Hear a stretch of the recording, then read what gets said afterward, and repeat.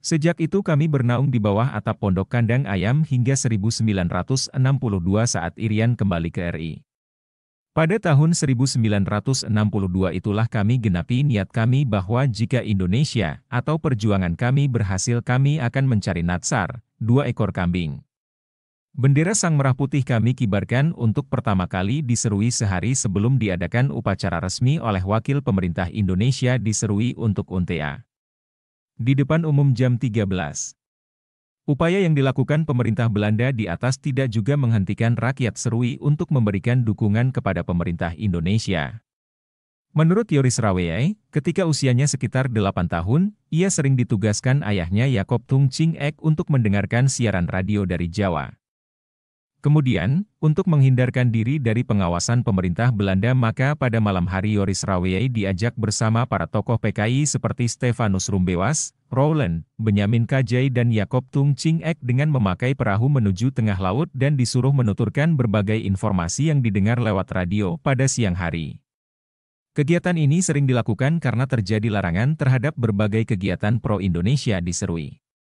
Di samping peran Joris Raweyai, salah seorang kakak perempuannya Reni Raweyai juga mendapat tugas khusus untuk mengantar surat keluar Irian Barat dengan menitipkan pada kurir di kapal KPM yang sebulan sekali singgah di Serui. Kehadiran kapal KPM di Irian Barat memberi peluang bagi pergerakan mendukung Indonesia.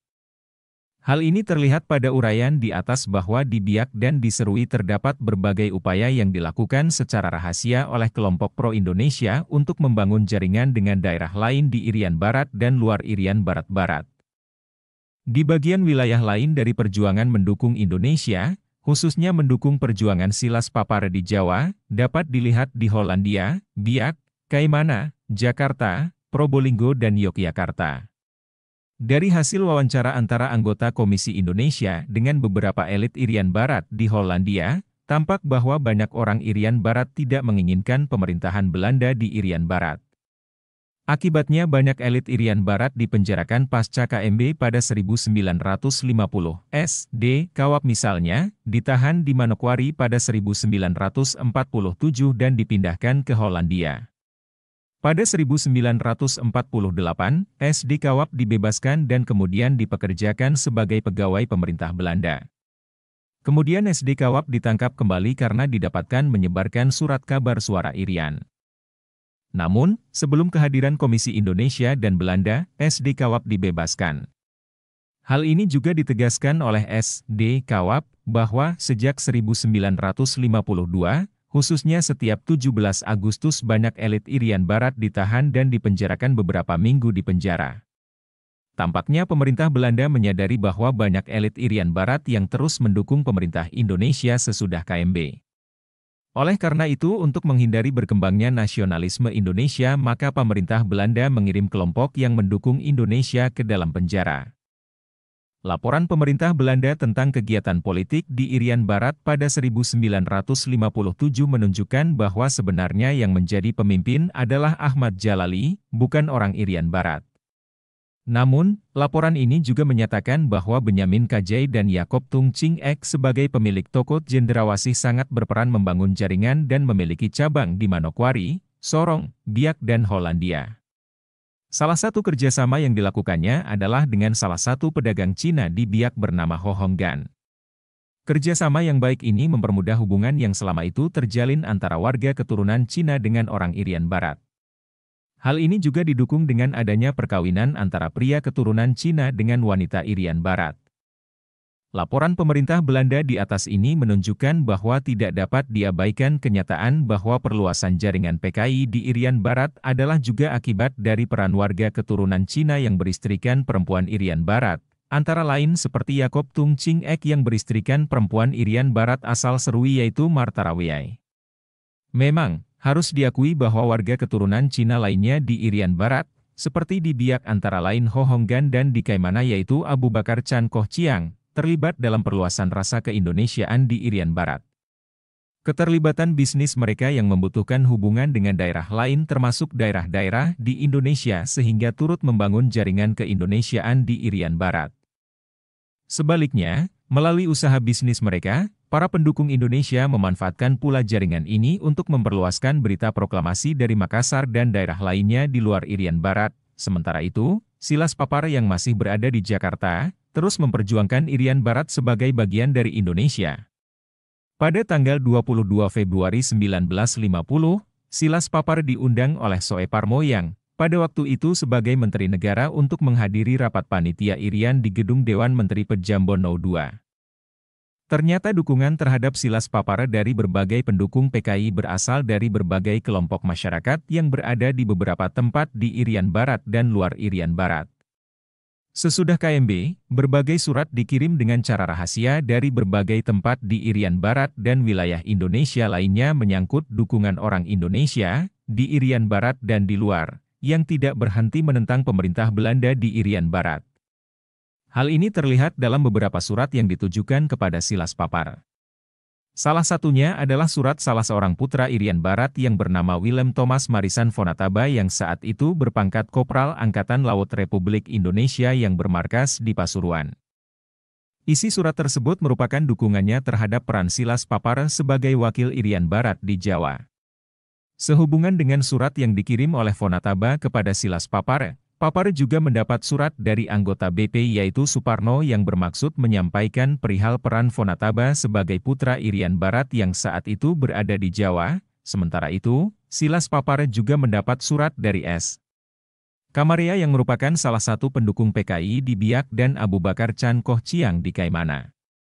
Kedua surat yang ditujukan kepada Silas Papar adalah untuk melaporkan berbagai peristiwa yang terjadi di daerah mereka di Irian Barat. Kehadiran surat-surat ini sangat penting bagi Silas Papar sehingga akan memudahkan melakukan berbagai konsolidasi dengan berbagai pihak di Jawa dan luar Jawa.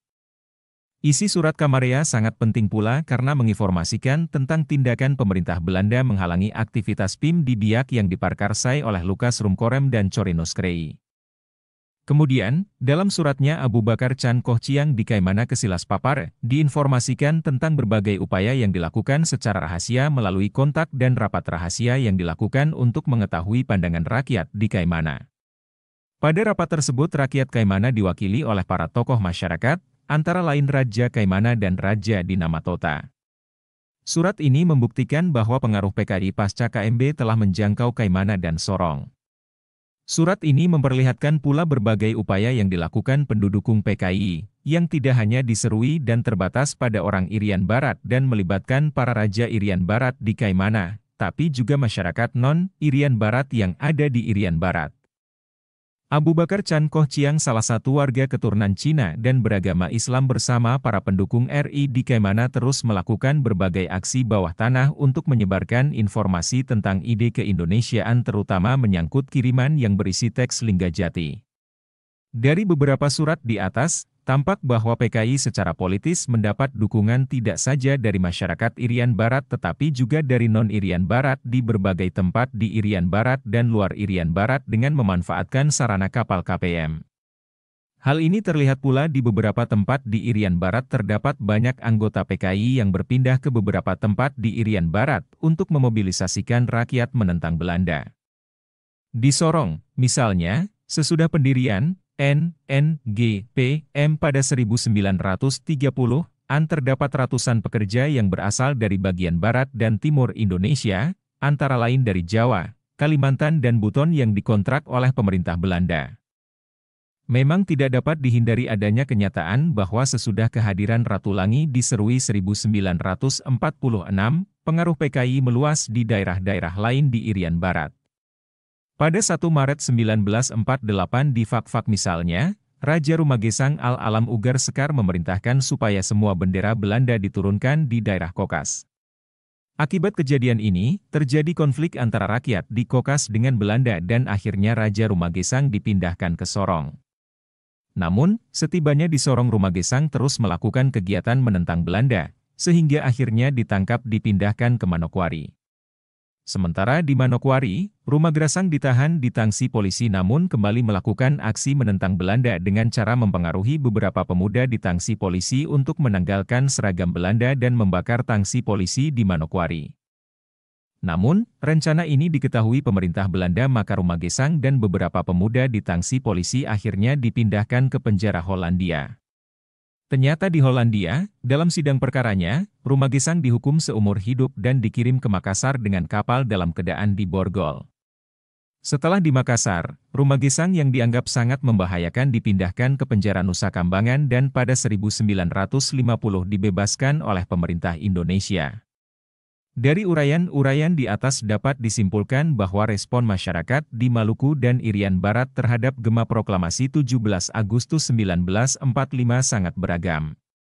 Upaya mempertahankan Proklamasi 17 Agustus 1945 di Maluku didominasi orang Maluku, baik yang berada di Ambon maupun di Jawa dan Makassar. Sementara di Irian Barat upaya mempertahankan dan menyebarkan berita proklamasi umumnya berasal dari Jawa, Sumatera, Makassar, Manado dan Maluku. Upaya mendukung Irian Barat menjadi bagian dari NKRI mendapat respon dari elit asal Irian yang sangat terbatas. Perbedaan inilah yang mewarnai perjalanan kedua wilayah ini menjadi bagian dari NKRI.